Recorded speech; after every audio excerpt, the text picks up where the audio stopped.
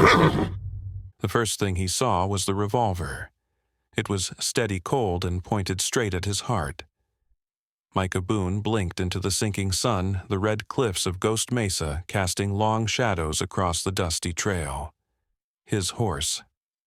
Josie pawed the ground restlessly, the leather harness creaking under the weight of the wagon behind her. The wind had started to pick up sweeping fine grains of sand into the creases of his coat, into his eyes, but Micah barely noticed. Because she stood there like a ghost, pulled from the grit, her arm straight, her voice low and unwavering. "Step down," she said. "Keep your hands where I can see them." There was no fear in her tone, just hunger, weariness, and something deeper. Desperation had no patience left for fear. Micah didn't move right away, not because he was trying to be brave, but because he'd seen something familiar in her before. He saw the weapon-torn boots skirt hem frayed and stained a thin shawl, clinging to shoulders pulled back like she'd been preparing for this moment her whole life. Not to survive, but to finally lose everything. He raised his hand slowly. "You sure about this?" he asked, voice calm, weathered. "Don't talk," she snapped. "Just get down, I will," he said. "But seems only fair you know the name of the man you're about to rob." She narrowed her eyes. "I don't need your name." "You might," he replied, stepping down from the buckboard with a slow, practiced ease. "It's Micah Boone." She said nothing. He took a careful step back as she climbed up onto the wagon. Her hands were trembling slightly now. Not enough to lower the gun, but enough for him to notice. She yanked back the canvas flap and dug into a crate, pulling out a sack of flour, a bundle of dried beans, a small pouch of silver coins. Her fingers were quick but clumsy. She dropped the pouch. It spilled coins, scattering into the dirt. Micah watched, didn't move. "You travel light," she muttered, breath catching. "Don't need much," he said. "Food, water, peace. Shut up." He tilted his head slightly. "You haven't eaten in a while." "Don't," she warned, swinging the gun back toward him. But her arms were weakening. He could see it now, the way she was locking her elbows just to keep them steady. He could see more than that, too, the streaks of dried blood on her knuckles, a bruise at her temple, and the way her left leg shook just trying to balance on the wagon step. Whatever had happened to her, it hadn't happened long ago. Then she collapsed. Her legs buckled beneath her without warning. The revolver slipped from her fingers and hit the wagon floor with a soft clunk. She swayed once and crumpled. Micah moved before she hit the ground. He caught her halfway arms wrapping around a body that felt more bone than weight. She gasped, tried to fight, but there was no strength left. Her breath smelled of metal and old fear. Her skin was hot dry, fevered. "Easy now," he murmured gently, easing her to the ground, his coat already coming off his shoulders. "Leave me," she rasped. "Just leave me." "No," he said simply. She turned her head weakly. "Why not?" Micah didn't answer at first. He tucked his coat around her and checked for a canteen. "Because I've seen horses shot for less," he said softly. "And you're not a horse." She coughed something between a laugh and a sob, and then passed out cold. Micah worked quickly unrolling his bedroll beside the fire pit he'd planned to use later that night. He laid her there, covered her, then stoked the fire with steady hands. As the flames took, he sat back on his haunches and studied her. She couldn't have been more than 30, though the lines at her mouth made her look older. Her hands were cracked and calloused like someone used to labor hard labor. Her lips moved slightly, but the words were lost to the wind. He didn't sleep that night. He sat awake watching her face twitch in her dreams. Once she whispered something. "Jamie." He committed the name to memory. By morning, her fever had broken. Her eyes opened slowly, squinting against the dawn. "You're still here," she said hoarsely. "I am. I thought I dreamed you." "You didn't." She tried to sit up, winced. I don't need your pity." "Didn't offer it," he said, handing her a tin cup of water. She drank slowly. When she finished, she looked at him. Really looked. His face was plain sun-browned with a week's worth of stubble, and eyes the color of dry wood. There was nothing flashy about him, no badge, no gun drawn, just stillness. "You should have left me." Maybe he said, but I didn't. Silence stretched between them. "What's your name?" he asked. She hesitated. "Lena," she said finally. "Lena Hart." Micah nodded once. "Well, Lena Hart," he said, handing her a strip of jerky. "You robbed the wrong wagon." She frowned, confused. "Why?" He shrugged. "Because now you gotta sit here and eat with the man you nearly shot." That almost got a smile out of her. Almost. She chewed in silence, but her eyes were softer now, her breathing more even. Micah poured himself a cup of coffee and sat beside the fire close, but not too close. "Where were you headed?" he asked casually. She didn't answer. He didn't push. After a long while, she said, "Do you know how far it is to Albuquerque?" Micah blinked. "Quite a ways. You headed there?" "No," she said quietly. "I'm trying to get out." He studied her for a moment, then looked out at the horizon. "Well," he said finally, "you're not going to make it alone. That much is certain." She tensed. "I'm not your problem." "No," he agreed. "But maybe I want to be." She turned to look at him sharply, but he didn't meet her gaze. He just sipped his coffee and watched the sunrise roll across the broken red landscape. And for the first time in weeks, maybe months, Lena didn't feel hunted, or hated, or invisible. She just felt seen. She didn't trust it yet, not even close. But she didn't run either. That was something. And it was enough. For now. The fire crackled low beneath the cottonwood trees, as shadows stretched long over the edge of the Rio Chama. Night had fallen softly, brushing the hills in quiet silver. Lena sat cross-legged near the flames, wrapped in Micah's coat, though the chill in her bones wasn't from the wind. She held her hands near the heat fingers still raw at the knuckles, palms blistered from gripping rope and wood and empty hope. Micah sat across from her legs, stretched out a battered tin cup of coffee balanced on his knee. He hadn't said much all evening. Just small gestures, a nod toward the fire, a tin plate of beans handed over without comment, a jug of water uncapped and set beside her boot. No questions, no pity. It made her trust him less, not more. She didn't understand men who didn't demand something in return. "I had 2 sons," she said suddenly, the words escaping before she could stop them. Her voice cracked. "Jamie and Colton, 9 and 6. Micah's eyes lifted slightly, but his face stayed unreadable. "Where are they now?" Lena looked down. She'd been staring at a rock near the fire, its surface flecked with old lichen, pretending it was just another stone, and not the weight pressing against her lungs. "I left them in Albuquerque," she said. "With a woman named Mrs. Halpern. She used to cook in the boarding house I cleaned. Said she'd keep them safe for a week while I found work, or something, anything." Micah didn't move. "I came back with $50 and a sack of potatoes." Lena continued her words, speeding up like outrunning a memory. She was gone. House locked. Neighbors said she'd taken the train east. Sold the boys for labor to cover her debts. Micah's voice was soft. "You sure it was her?" She left a note, said it wasn't personal. Lena laughed, bitter and low, said she prayed I'd forgive her. Silence drifted between them.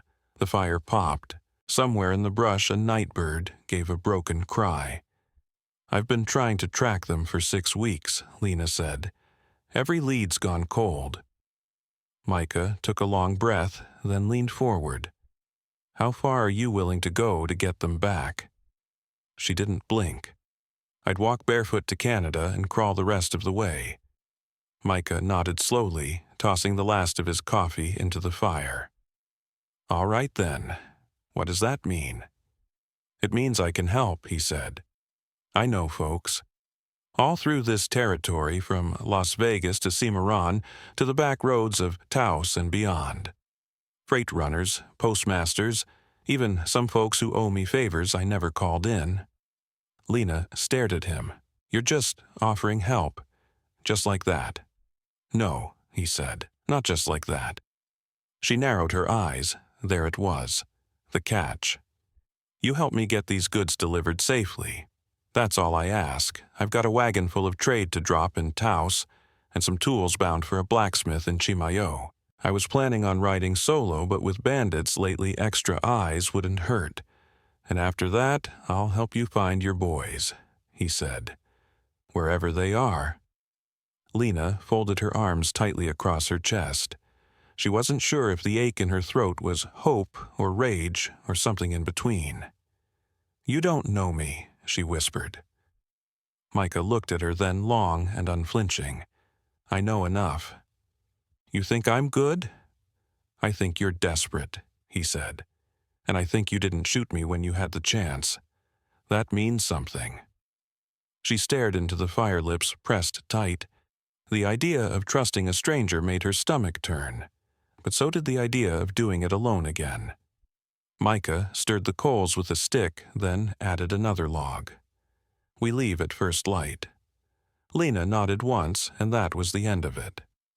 The next morning came pale and clear with thin frost clinging to the edges of the tall grass.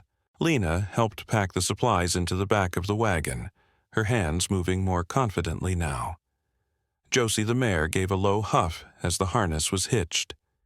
Micah showed her a rough map drawn in pencil on old canvas hand-sketched town's elevation marks, and notes like Coyote Den here and Old Well Dry. His handwriting was tight and neat, his notations precise. Lena ran her fingers over a town name, Arroyo Seco. "What's their trading post?" he said. "Old ranches. And a boy named Rafe who might have seen a pair of children sold 2 weeks back." Lena looked at him hard. "You already asked around." Micah simply adjusted the strap on the wagon side. "Didn't want to get your hopes up till I knew for sure." She stood there a moment stunned, then climbed up onto the bench without another word. They rode in silence through the morning. The road curved along the river for miles, rising and dipping through cottonwood groves and sagebrush. The wheels bumped and creaked. Micah whistled softly once, but otherwise left the quiet untouched. By midday, they stopped near an old juniper stump to water the horse and stretch. Lena bent down to refill the canteens in the creek, her reflection rippling in the current.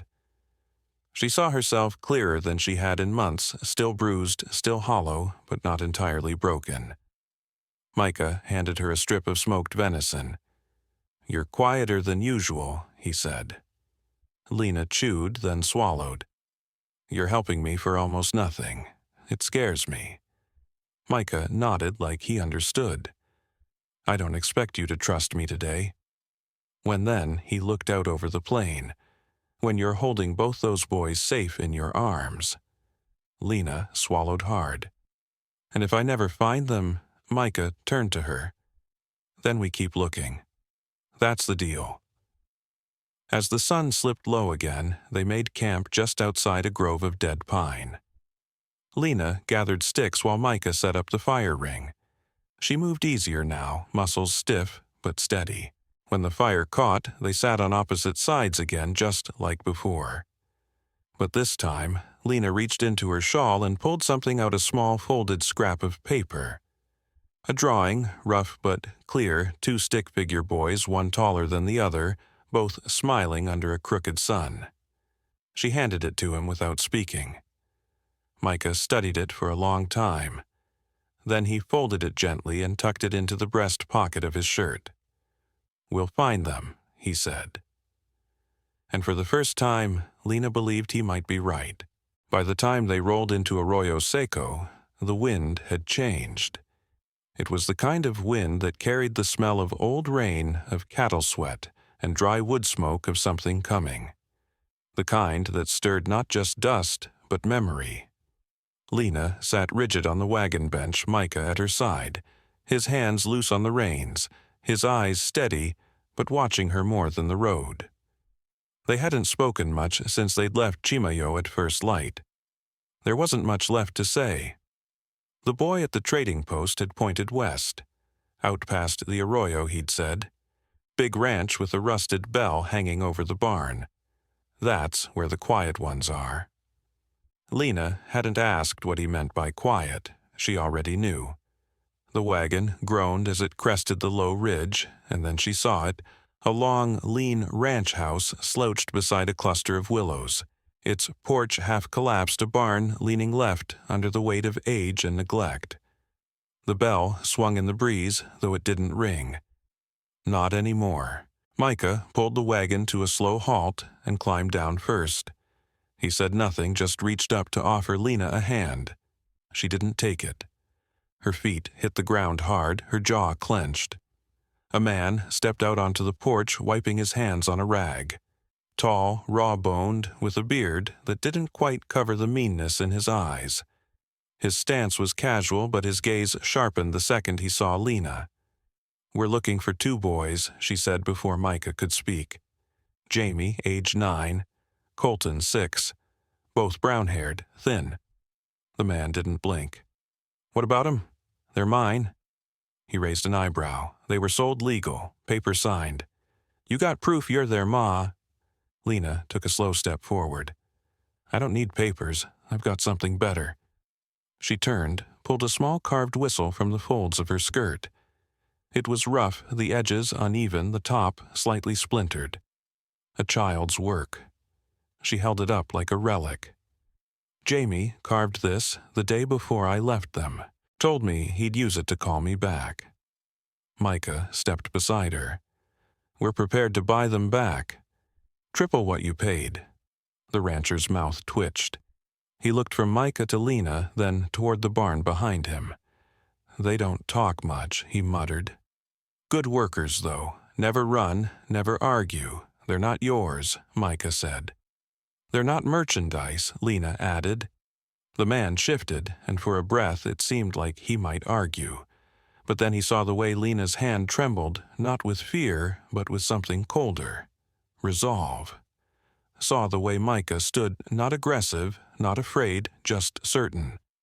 "Take them," he said, finally, voice flat. "I didn't want them anyway." Lena didn't wait. She ran past him, past the porch, past the leaning barn, until she reached the small shack out back. The door was unlatched. She pushed it open with one shaking hand. Inside, the air was musty. Hay scattered across the floor. A rusted cot, and in the far corner, 2 figures huddled close together, silent and still.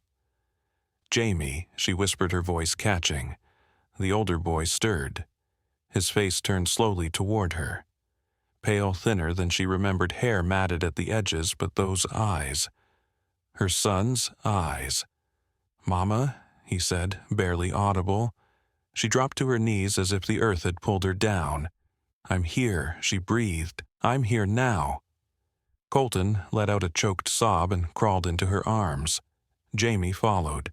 Lena wrapped them both in her arms, pressing her face into their dusty hair, rocking back and forth with the rhythm only grief and reunion could create.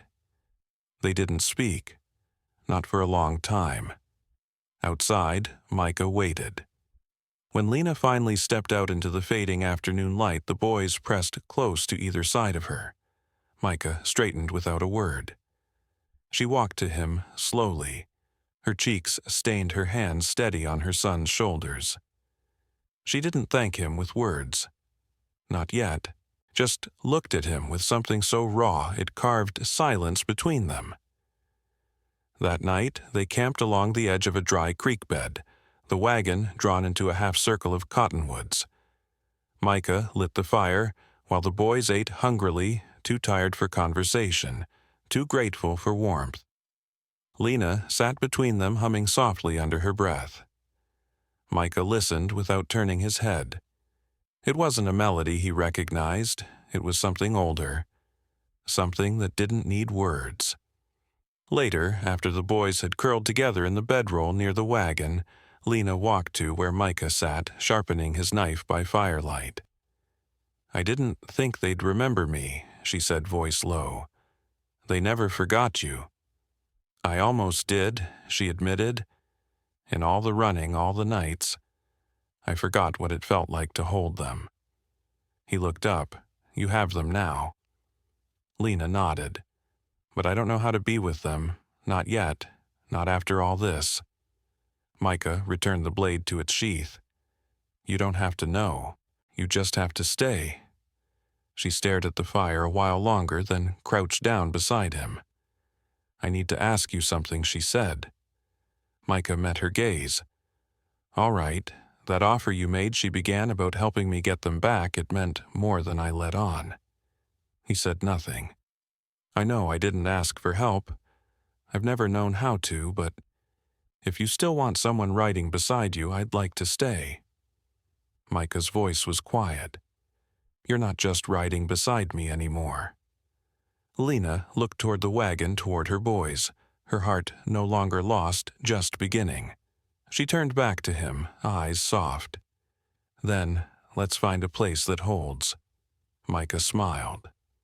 "I think I've got one in mind." And in the dark beneath the stars that stretched silent across the New Mexico sky, the fire burned steady as something new took root between them. Not just a reunion, but the beginning of something they hadn't dared to imagine. A home. A future. A promise that even broken things could be put back together if held with care. The homestead lay just past a ridge south of Taos, nestled in a grove of old pinon trees that bent like weary elders toward the earth. It wasn't much, just a one-room adobe house with a door that hung crooked on its hinges and a chimney that leaned like it had survived too many winters. The land around it was patchy, dotted with dry grass, sagebrush, and a few scraggly mesquites. But to Lena, it was beautiful. Micah stopped the wagon a few yards out, dust rising around the wheels. The sun hovered low behind them, casting long shadows across the uneven porch. Jamie and Colton stood in the back of the wagon, eyes wide silent. Micah climbed down his boots, crunching against the dry soil. "My grandfather built this place before the war," he said. "No one's lived here since he passed. Roof needs work. So does the well, but the bones are solid." Lena didn't move right away. She stared at the cabin like it might vanish if she blinked. She hadn't lived indoors for more than a night or two in over a year. The idea of permanence felt dangerous. But the boys, they were already climbing down. Colton ran toward the porch, his small boots thudding across the boards. Jamie followed slower, brushing his fingers against the adobe wall. "It smells like old books and dirt," he said with a grin. Lena stepped down last at her breath, catching. "Why are you showing us this?" she asked Micah. He looked at her quiet and steady.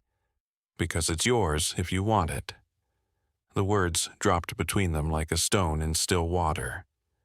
Lena shook her head half in disbelief.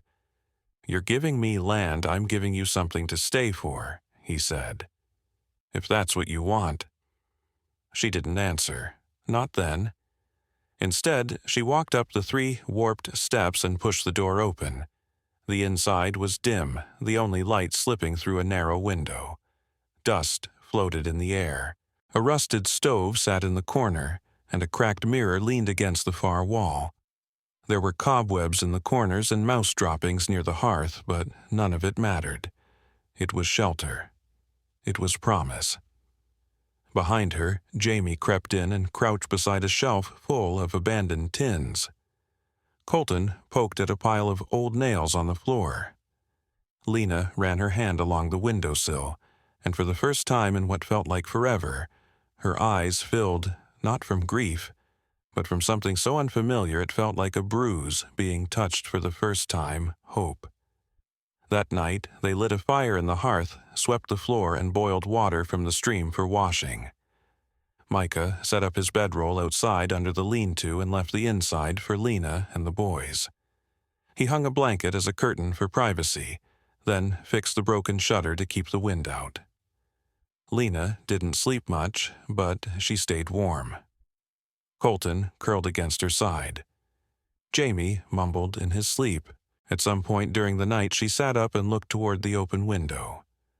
The moonlight spilled in across the dirt floor and touched every worn edge like it had been waiting for someone to return. The next morning, she found Micah already awake, sawing a board in half with slow, steady strokes. Sweat clung to his brow despite the chill. A pile of pine planks lay beside him, all hand-cut. "You work before the sun's up?" she asked, folding her arms against the morning cold. Micah didn't look up. Helps me think. About what joists, nails, roof angles. He paused, mostly about how to make something last. Lena hesitated. "You think this place is worth saving? I think it is now." She stared at him. Then, without asking, she walked over and picked up the other end of the board. Together they worked. They propped up the roof with new beams. They reinforced the doorway with salvaged wood from the barn. Lena learned how to drive nails straight, how to mix adobe to patch a cracked wall. Micah taught Colton how to hang a pail from the well's crank, and Jamie learned how to split kindling without losing a thumb. Neighbors began to appear. A widow named Ruth brought over a sack of seeds, beans, onions, squash. "If you stay, they'll feed you," she said. A blacksmith from town dropped off a handful of nails in exchange for Lena's cornbread. A traveling preacher left behind a pair of extra boots for Jamie and a spool of twine for tying down dreams. By the third week, the well water was running clean, the door closed properly, and the boys had built a coop for 2 hens Micah traded from a family in El Prado. Lena caught herself humming again, not always noticing she was doing it. One evening, while the children chased each other through the sagebrush, Lena stood beside Micah at the edge of the porch. "You meant what you said," she said. He turned. "About what this land?" "All of it." Micah nodded once. "I wouldn't have offered if I didn't." She looked at the house, the new curtain she'd stitched for the window, the fresh fence line, the smell of bread baking inside, and then back at him. "I want it," she said. "But not just the house." Micah's brow furrowed. "What else? I want your name." He stilled. She didn't waver. "You once said I forgot to take it." "Well, I'm not forgetting now." Micah's chest rose with a slow breath. He reached for her hand, curling his calloused fingers gently around hers. They didn't kiss. Not then, not yet. But the silence between them felt full anchored in something truer than words. Later that night, Lena sat at the small table they'd built together, writing in the journal Micah had carved for her from old saddle leather. Her pen scratched softly over the page. Entry: "I'm not running anymore."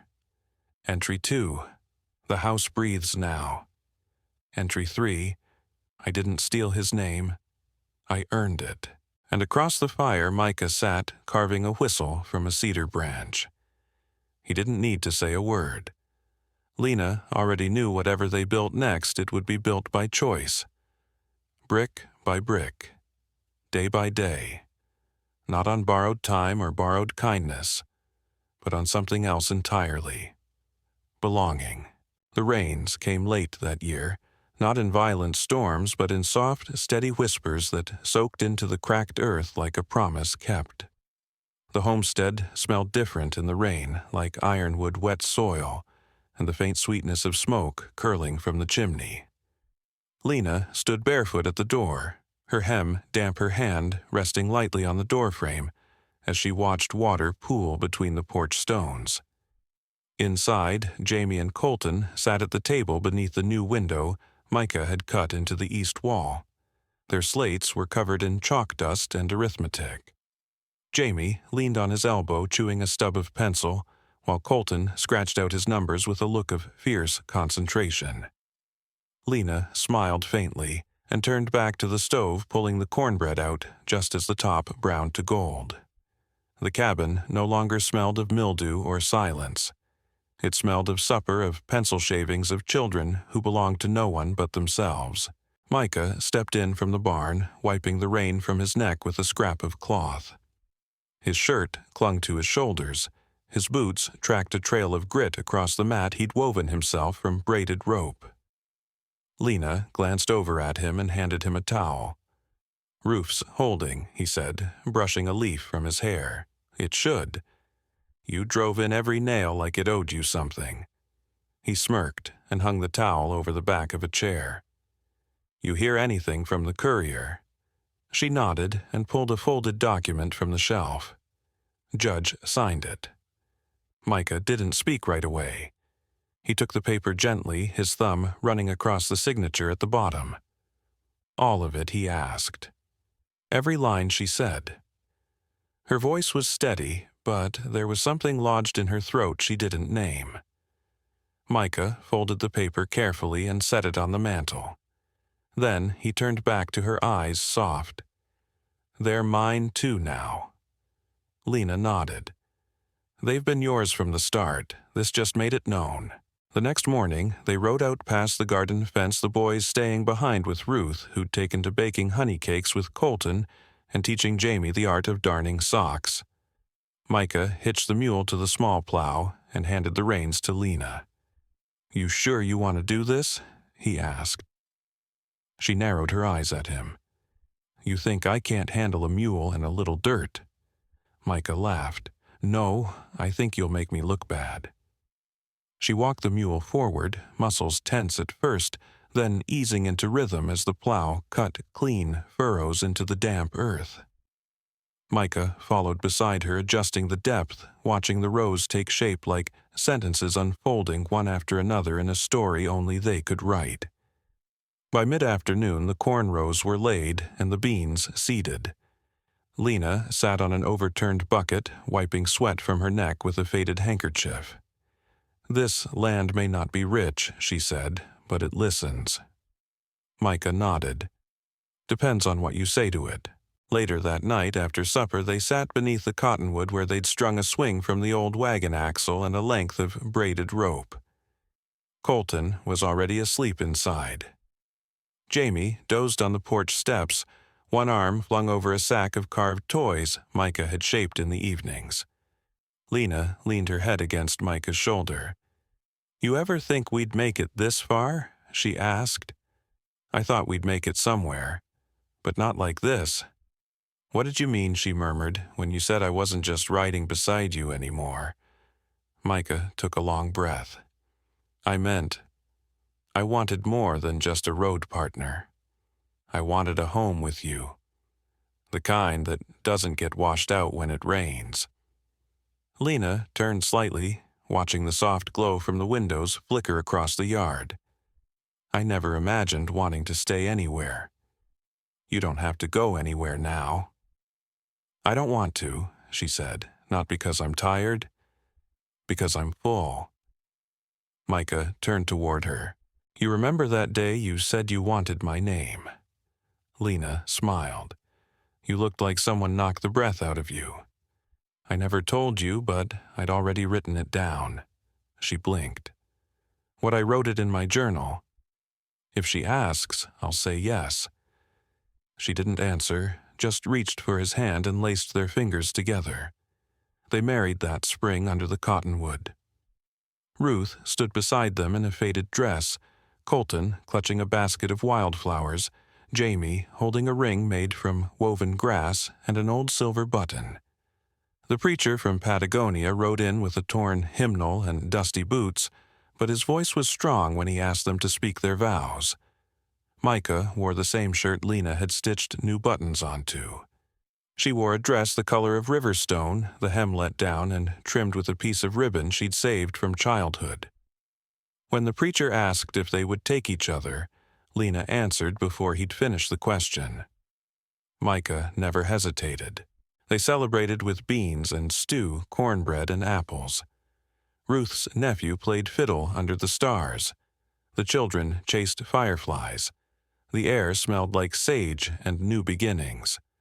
The swing creaked softly in the breeze. Micah and Lena sat on the porch steps, fingers laced, watching the house glow behind them like it had always belonged to them, even when it hadn't. As summer rolled in, the crops held. The hens laid regular. The barn loft was repaired. Lena started trading preserves in town. Jamie grew taller, Colton more talkative. The days passed in steady rhythm, each one carving a groove deeper into the shape of their shared life.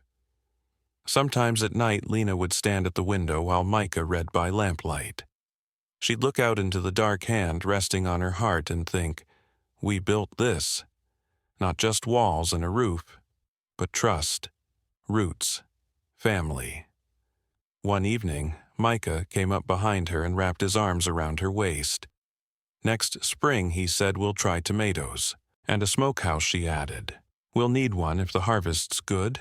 We'll make one." She turned to him, kissed him slow. "This life," he whispered, "it feels like something we earned." "We did," she said. "Every step, every splinter, every mile." And when the wind rose, rattling the leaves outside and tugging at the corners of the world, Lena didn't flinch. She leaned into him, the weight of his name now hers, not stolen, not given, but chosen. Because home, she had learned, wasn't what you ran from. It was what you stayed to build. Lena Hart didn't begin her journey as someone anyone would call lucky. When we first met her, she was hungry, worn to the bone, and holding a revolver on a stranger. Not because she wanted to steal, but because she saw no other way to survive. Her past had taught her that asking got you nothing, that mercy had a price, and that if you stood still too long, someone would take what little you had left.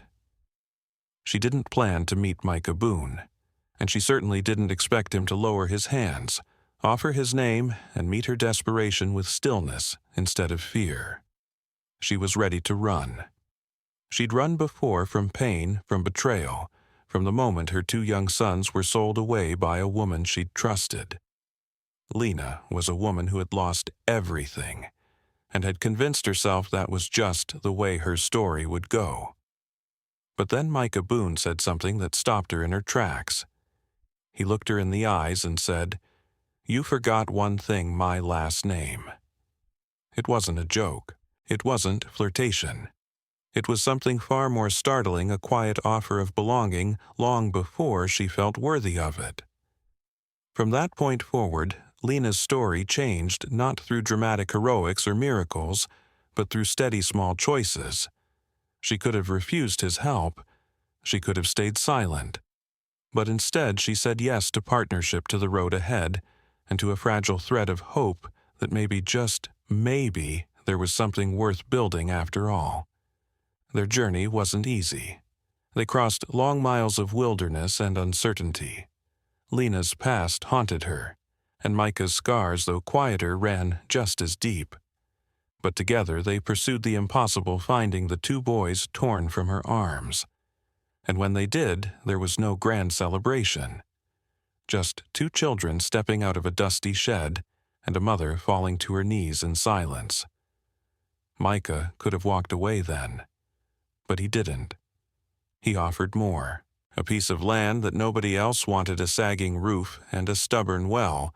And in that offer he gave Lena something even rarer, the choice to stay, to rebuild, and to claim something as hers again.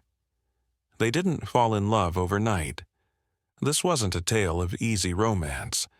It was a story of how trust is earned in silence, how healing comes in shared work, how love blooms between 2 people, not because they fill each other's emptiness, but because they honor each other's fullness. Micah never asked Lena to become someone else. He never asked her to forget what she'd been through. He simply stood beside her day after day, driving nails into wood, coaxing seeds out of tired soil, and showing her that not every man takes. Lena didn't offer her heart because she was rescued. She offered it because Micah stayed when he didn't have to. He carved a space for her not only in his home, but in the life he was building. And when she finally said, "I want your name," it wasn't about possession, it was about a declaration. She had earned every syllable of it and more. Their wedding under the cottonwood tree wasn't grand, but it was sacred. A battered preacher, a basket of wildflowers, children laughing under stars, and two people choosing each other fully and without conditions. Years later, they still rise before the sun. Their hands are calloused, their backs tired, but their hearts steady. The home they built stands not because of luck or wealth, but because they showed up for it for each other and for the children who now sleep soundly beneath a roof that doesn't leak. So, what can we learn from Lena Hart? The answer isn't dramatic. It's honest. We learn that survival is not the same as living. You can wander the world with your fists clenched and your back braced for betrayal, and you may survive, but you'll never truly rest. Lena survived for years, but only when she allowed someone to stand beside her, not in front of her or behind her, did she begin to live. We learn that help, when given without demand, is not weakness. It's grace. Micah Boone didn't save Lena because she was broken. He stood with her because she was worthy even when she didn't believe it herself. That's what true support looks like. Not fixing someone, not rescuing them, but honoring their strength enough to offer your own. We learned that home is not a place you find, it's something you decide to build. Lena could have walked away 100 times. But she chose to stay. She chose to face the hard work of trusting, forgiving, and planting roots in dry soil. She didn't just want safety, she wanted a life. And she built it board by board with her own 2 hands. And finally, we learn that you don't have to be ready to be worthy. Lena never felt ready. Not to be loved, not to mother again, not to start over, but she showed up anyway. And in doing so, she rewrote the ending of a story she thought had already been decided. Maybe you're watching this now from a place of exhaustion. Maybe you've lost more than you ever thought you could. Maybe you've been living in survival mode for so long that you don't remember what it feels like to exhale. Lena Hart's story is for you. It's not about fantasy. It's not about perfection. It's about what happens when someone reaches out not to save you, but to walk beside you, and you dare to take the first step forward. It's about how even the most weathered souls can still choose a new name, a new path, and a new ending. So take the first step, and keep walking. Because somewhere out there there's a porch light burning. A place not where you belong by right, but where you'll belong because you helped build it. And if this story stirred something in you, if it reminded you that it's never too late to begin again, never too late to choose hope, never too late to choose home, then we invite you to stay with us. Subscribe to this channel and help us bring more stories like Lena's to life stories that carry dust on their boots and truth in their hearts. Your support helps us keep telling stories that matter, because somewhere, someone is still listening for the sound of a name being spoken gently in the dark. Let's keep the fire burning together.